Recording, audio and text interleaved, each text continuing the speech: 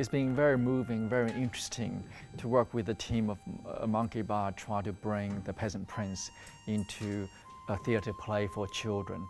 I find this whole process very creative, and it's really marvelous to have all the creatives around the same table and talk through ideas, and also it's a very honest exchange about how to make the story more impactful and alive.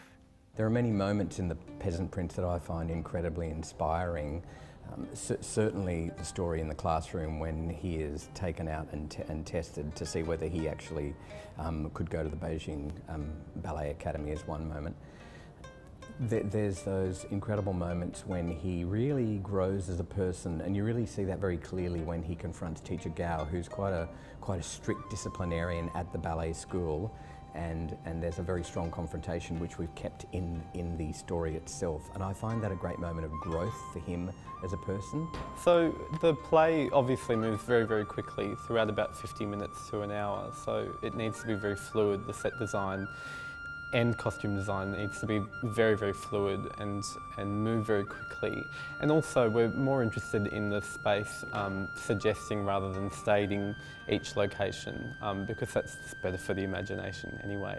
The beautiful thing that's written into the story, the picture book, that's also written into the play, which is a wall covered in newspapers, and that's just a really simple way to create a sense of something being warm and tactile, but also that was used to just warm up their kang, their living space. After reading the script, what came really apparent was this idea of the ballet bar, and we were really inspired to look at how we're going to tell this story inside, say, the classroom, this ballet class.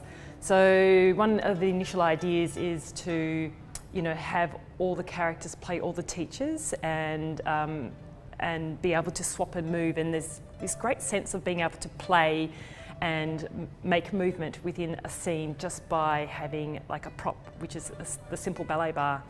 I think one of the most exciting challenges regarding sound and music in The Peasant Prince is the fact that often things are very overlapping and flowing, almost like a dream, in the way that some scenes flow into each other, and we introduce the next part of the story. The sort of frame for the whole piece is almost like a flashback in one moment of time. So it has that dream language of scenes or memories overlapping and flowing into each other. Every adaptation has its own specific challenges.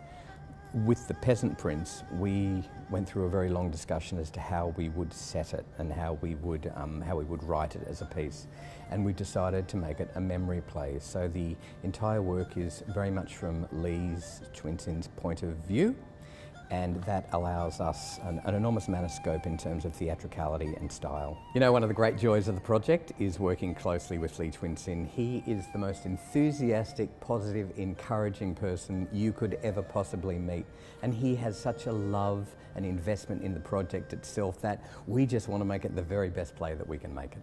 Well, I hope the children can just really gain some appreciation through my story and life experiences, to gain the appreciation of how lucky they are today, with opportunities, boundless possibilities in their lives, and to be able to just really be able to get a sense that with hard work, with dedication, determination, anything is possible. You can make any success if you're willing to go that extra mile.